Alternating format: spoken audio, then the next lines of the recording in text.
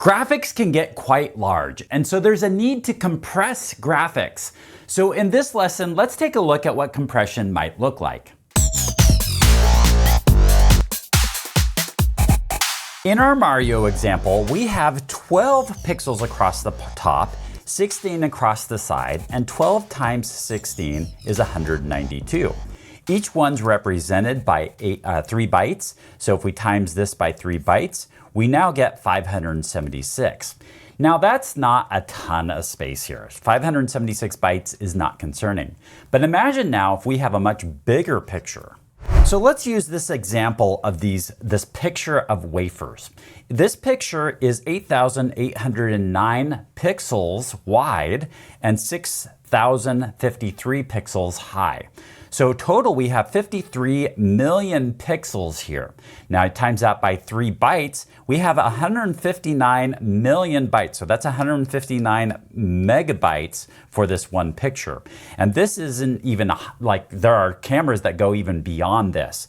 So we would, for every time we took a picture, we would be taking up 159 megabytes of information, which is a lot of information. Movies are even more because they are showing you a series of pictures. So let's see what that looks like. Let's say it's a 4K movie. Well, 4K movie, 4K UHD is 3,840 pixels across by 2,160 pixels.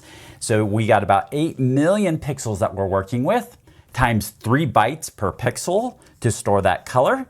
And so now we've got 24 million bytes, 24 megabytes that we're working with per every single picture here. We have a standard movie, or a lot of movies nowadays are filmed at 60 frames per second.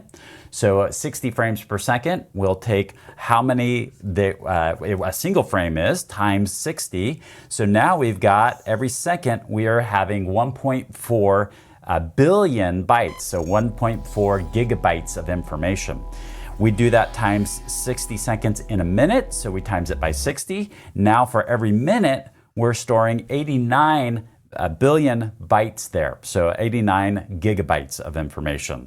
And you times that by a 90-minute film, which is not really a super long film by any means. It's a kind of a short film, actually. And now you've got 8 trillion bytes, so 8 terabytes of information just for this one movie. So you can see movies can take up a lot of space. So there's a lot of different ways we can compress files, and there's a lot of different algorithms out there to do those file compressions.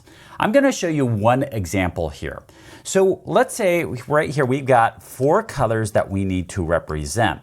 So these 4 colors, let's give them a number. We can say this blue is 0, 0. This red right here is a 0, 1. This green is a 1, 0. And the yellow is a 1, 1. And so now we only have 2 bits that we can store for this because that is the only colors that we're using. So we could represent each pixel by 2 bits rather than 3 bytes of information. So that can significantly decrease the size of this image right here.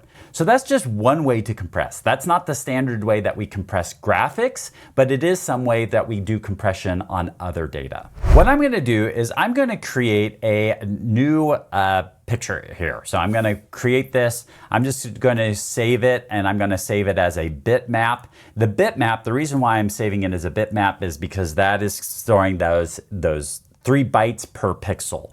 So it shows us the full size of this. So I'm just going to call this, it's a blank, and we'll call it BMP, blank BMP, and I'll hit save here. And so here's the file, and I'm going to right click on this and say properties. And this is that 630 bytes. So no surprise there because that's the same as our Mario that I did in another lesson. So 630 bytes is the size of this that we're saving here. Now what I'm going to do is I'm going to save this as a PNG. So I'm going to go save as PNG. PNG has some compression to it. And so I'll save it here, and we'll call this, instead of blank BMP, we'll call this PNG. So PNG.